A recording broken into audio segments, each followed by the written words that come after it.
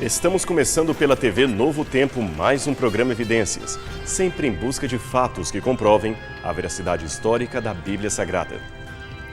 Você certamente já ouviu falar do grande pregador, o apóstolo Paulo, o pregador dos gentios. Mas quem foi esse homem? São Paulo, ou simplesmente Paulo de Tarso, foi sem dúvida uma das figuras mais importantes e ao mesmo tempo mais controversas da história do cristianismo primitivo.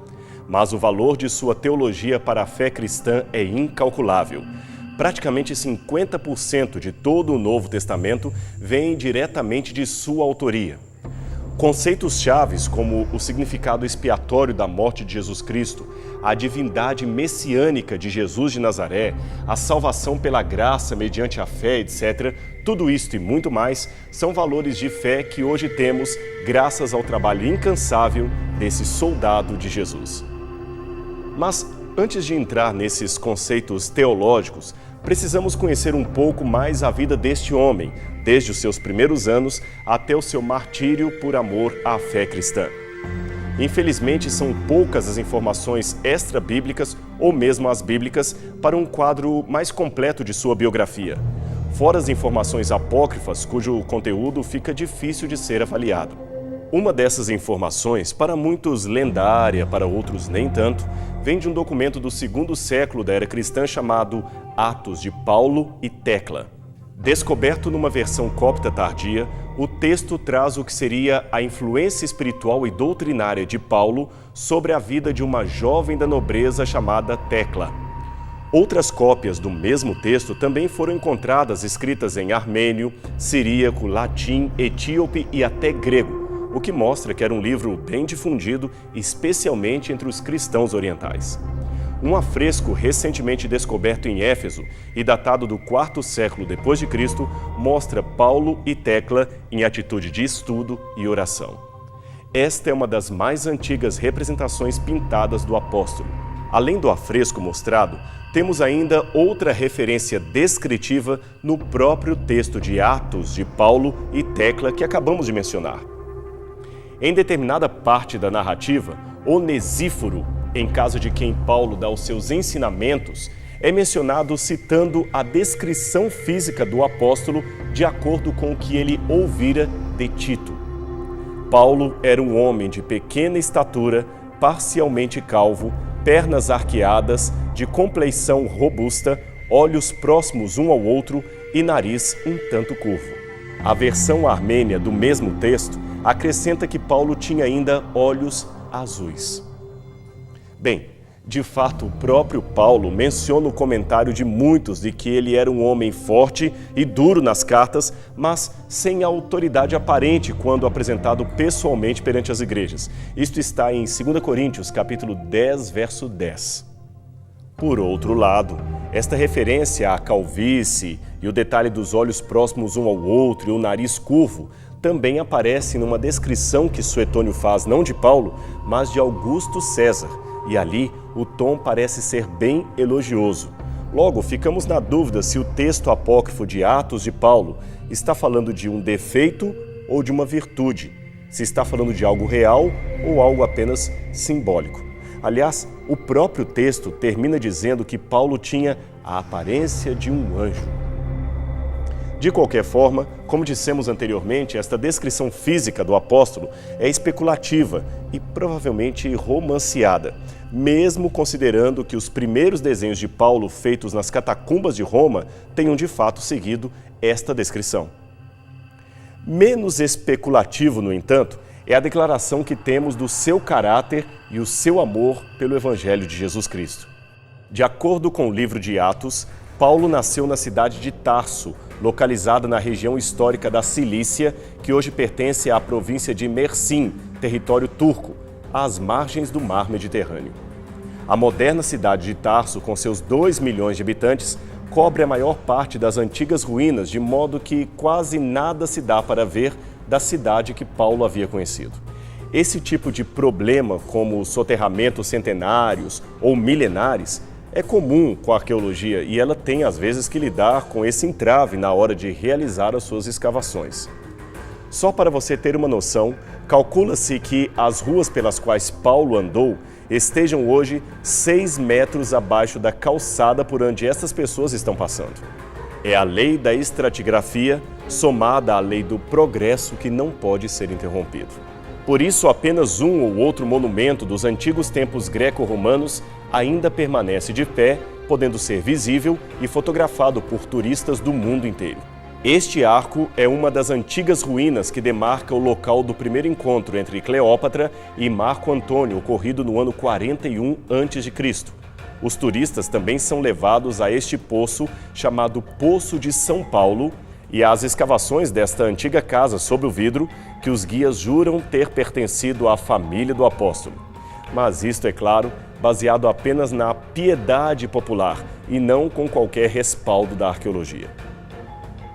O que temos de concreto é que Tarso não era de modo algum uma cidade insignificante. Pelo contrário, ali era um importante centro com quase 300 mil habitantes.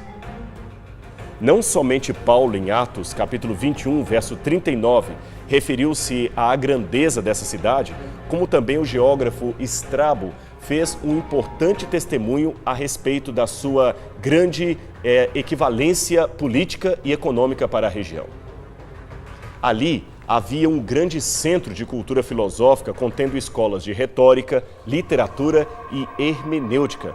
Paulo talvez estudou em algumas dessas escolas. Até os estoicos fizeram de Tarso a sua capital cultural. Em 66 a.C., Pompeu agraciou cidadãos de Tarso, inclusive os judeus, com o título de cidadania romana honoris causa, porque eles haviam ajudado os romanos a expulsar os piratas que dominavam o litoral da Cilícia. Sendo assim, é possível que o pai ou o avô de Paulo tenham participado desta premiação militar e, por conseguinte, passado o privilégio para o seu herdeiro, o que faz sentido, pois isso está em Atos capítulo 16, verso 37. Ali, Paulo, em companhia de Silas, declara ao carcereiro que ele era cidadão romano. O texto de Atos 22, 27 e 28 é ainda mais interessante. Numa situação de tumulto, Paulo foi interpelado pelo oficial romano que lhe perguntou: "Dize-me, tu és cidadão romano?" Ele respondeu: "Sou." Disse o comandante: "Eu paguei uma grande soma de dinheiro para adquirir esse título, esse direito de cidadão." Mas Paulo respondeu: "Eu sou por direito de nascimento." Não sabemos ao certo como ou por que os ancestrais de Paulo foram parar ali em Tarso. Pode ter sido por razões comerciais ou por responderem à colonização ordenada por um governante sírio qualquer. São Jerônimo cita uma tradição de que os antepassados de Paulo eram originários da Galileia, mas a Bíblia apenas diz que ele era descendente da tribo de Benjamim, cujos membros residiam mais ao sul, próximos a Jerusalém, na região da Judeia. Também não sabemos por quanto tempo os antepassados de Paulo residiram em Tarso, mas de acordo com Atos capítulo 9, verso 11 e Atos 22, verso 3, a sua família aparentemente mudou-se em algum momento para a região de Giscala, que era uma vila da Galileia próxima à região antiga de Assor, e ali ele ficou até que os romanos a tomaram. Então eles voltaram para Tarso. Mas os judeus da Cilícia não perderam a sua importância e influência na Judeia. Pelo contrário, eles chegaram a ter a sua própria sinagoga em Jerusalém. Talvez o poder financeiro da maioria destes judeus os compelia para isso. Tanto é que Paulo foi enviado por seus pais para estudar em Jerusalém aos pés do grande rabino Gamaliel. Esse tipo de estudo era privilégio para poucos, pois a pessoa tinha de ter inteligência acima da média e condições financeiras para arcar com as pesadas despesas estudantis. Em pouco tempo, Paulo se destacou tanto que tornou-se um doutor da lei e membro do Sinédrio, o que, aliás, era um cargo de alta estima pelo povo judeu. O fato de Paulo também se identificar como um construtor de tendas não deve ser mal interpretado. Era normal o estudante fariseu também aprender uma profissão ao mesmo tempo em que estudava as leis judaicas. E fazer tendas era uma especialização tão respeitada como a de um arquiteto ou designer de interior em nossa cultura. Ah, e um detalhe muito importante. Nesse tempo, Paulo ainda era conhecido como Saulo ou Saul. Isso mesmo, Saul, ele tinha em hebraico o mesmo nome do primeiro rei de Israel. A Bíblia não nos informa o porquê dele ter trocado o seu nome de Saul para Saulo ou para Paulo.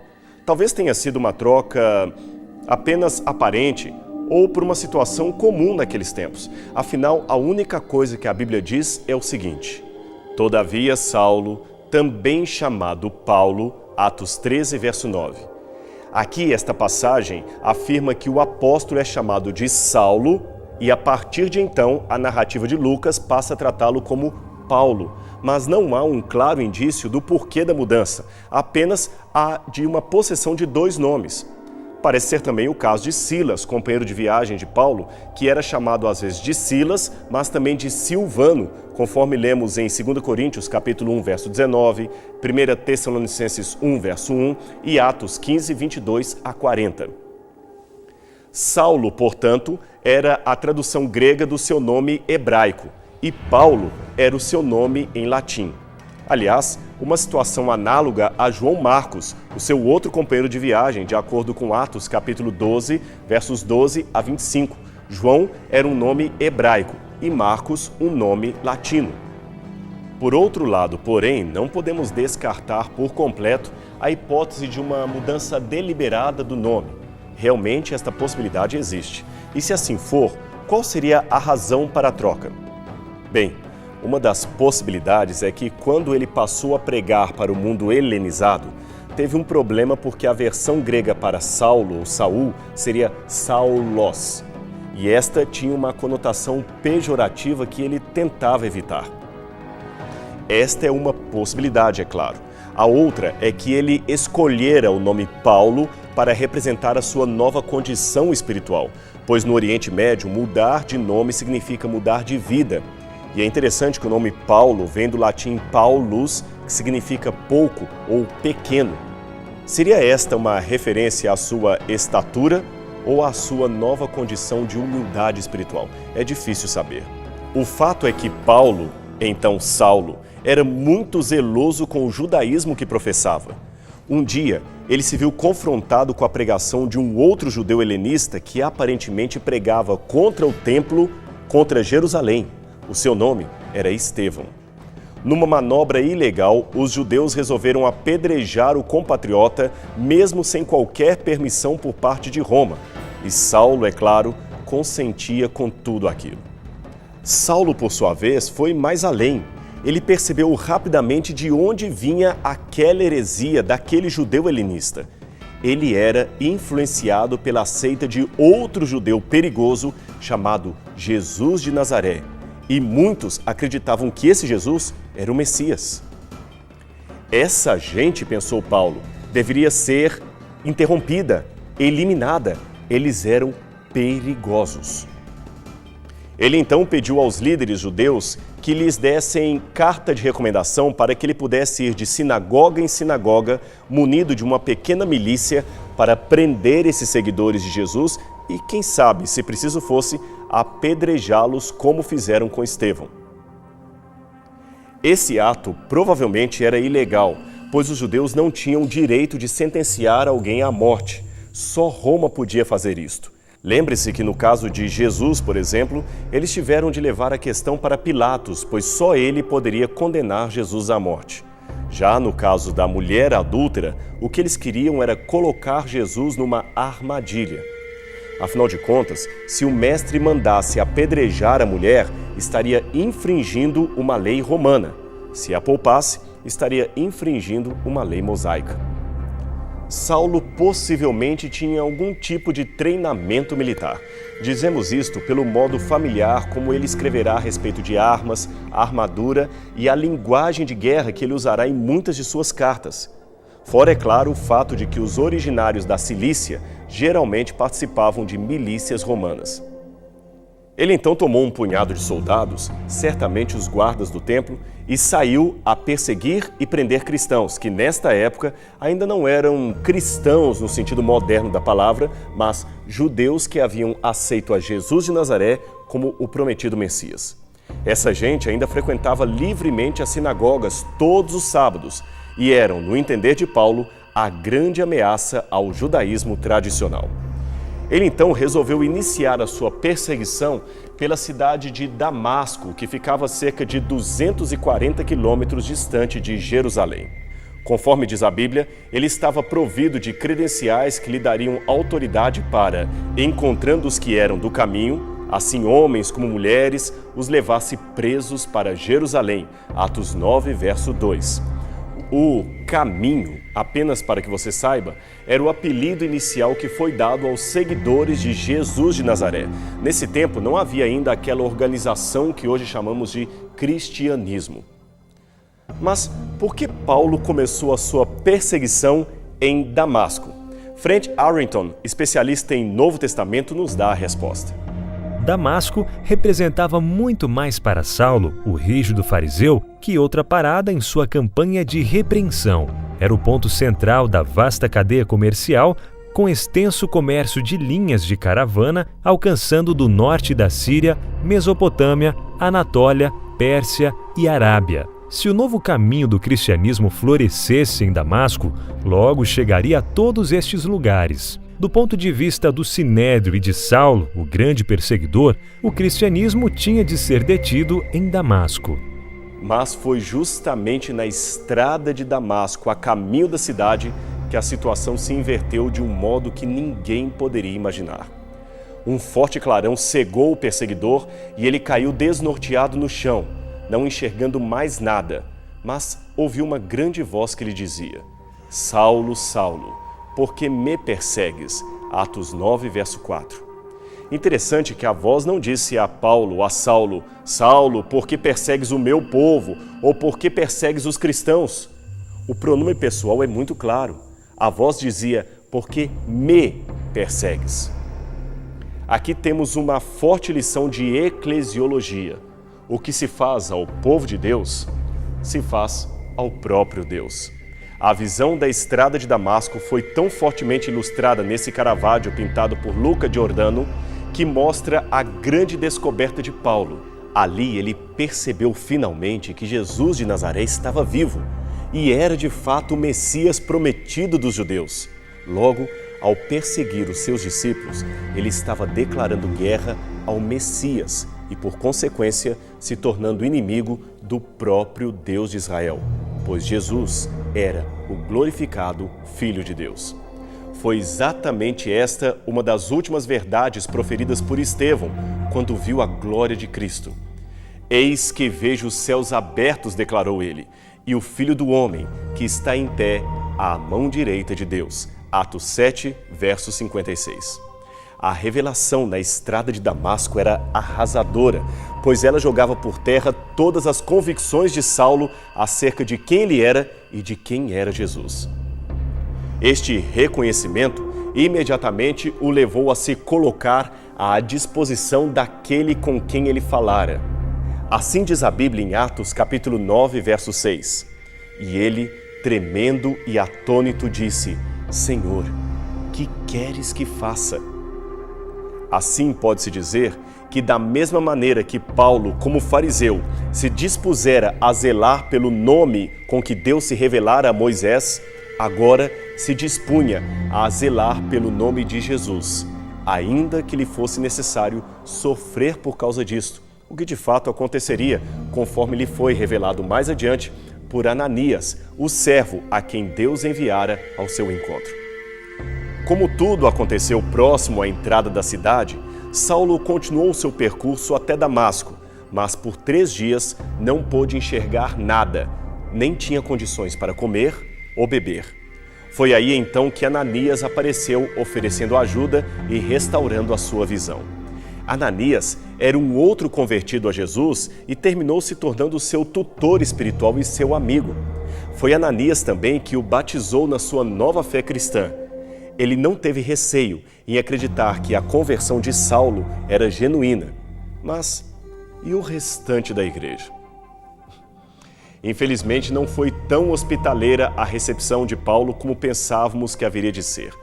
Paulo começou a sofrer perseguições de todos os lados. Primeiro dos judeus, os seus antigos companheiros que agora tentavam matá-lo, e depois dos seus novos irmãos de fé, que por muito tempo continuaram nutrindo desconfiança em relação à sua pessoa.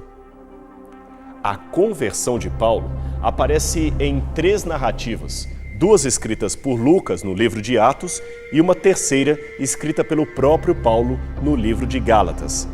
Embora haja alguma variação em cada uma das narrativas, estas podem ser explicadas pelo propósito de cada uma e a audiência à qual destinavam. Mas todas são unânimes em afirmar que a experiência em Damasco transformou Paulo de perseguidor fanático da igreja a ardente defensor do cristianismo. Pelo relato que encontramos em Gálatas, capítulo 1, verso 17 e 18, sabe-se que Paulo passou algum tempo ainda em Damasco, depois foi para a Arábia e só então retornou a Jerusalém, depois de 3 anos. Talvez ele mesmo queria que o tempo e a distância ajudassem a apagar a sua imagem de inimigo perseguidor. Além disso, não era incomum que homens escolhidos por Deus para uma grande missão se afastassem temporariamente para regiões desérticas antes de iniciar o seu ministério. Assim foi com Moisés, Elias, João Batista e o próprio Jesus. Mas nem o tempo curou o sentimento de suspeita dos discípulos. Paulo foi se apresentar aos apóstolos, mas a recepção foi muito fria. Além disso, ele tinha uma trama dos helenistas que queriam matá-lo, e isto acabou obrigando-o a sair de Jerusalém e ficar aproximadamente 2 anos, isto mesmo, 2 anos, recluso na cidade de Tarso, a sua terra natal. Do tempo passado em Tarso, nada se sabe. São os anos obscuros do ministério de Paulo. Talvez ele continuou a sua vida apenas trabalhando como fabricante de tendas e frequentando a sinagoga local. É difícil saber. Mas tudo mudou quando Barnabé apareceu convidando-o para ser o seu auxiliar missionário. Então iniciam-se as famosas viagens missionárias de Paulo pelo Mediterrâneo, 3 ao todo. Nelas ele enfrenta ameaças, tentativas de morte, questionamentos e privações de toda a sorte. Mas também ganhou novos conversos e novos amigos que foram a grande alegria de sua carreira.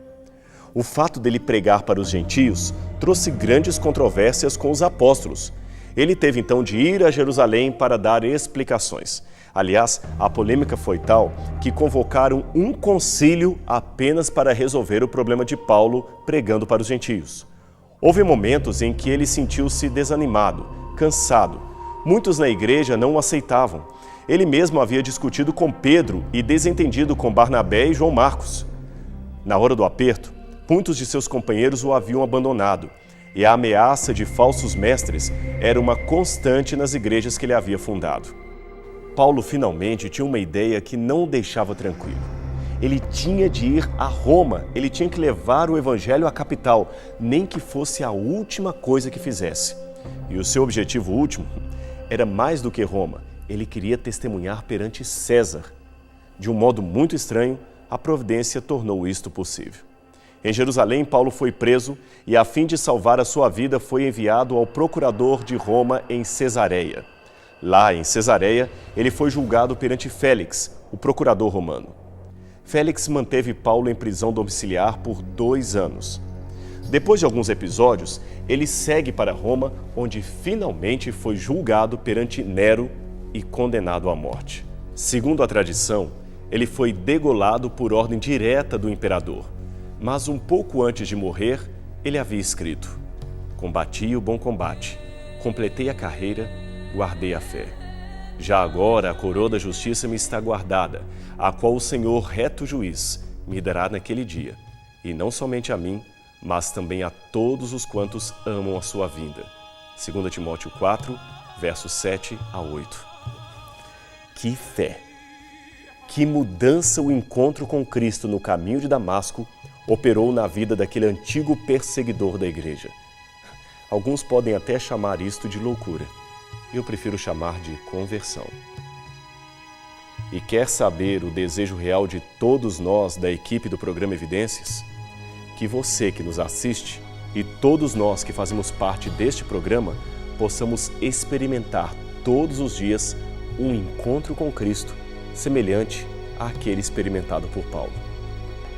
E tenha certeza de uma coisa: se você responder sim ao chamado de Cristo, como aconteceu ao grande apóstolo, eu afirmo, a sua vida nunca mais será a mesma.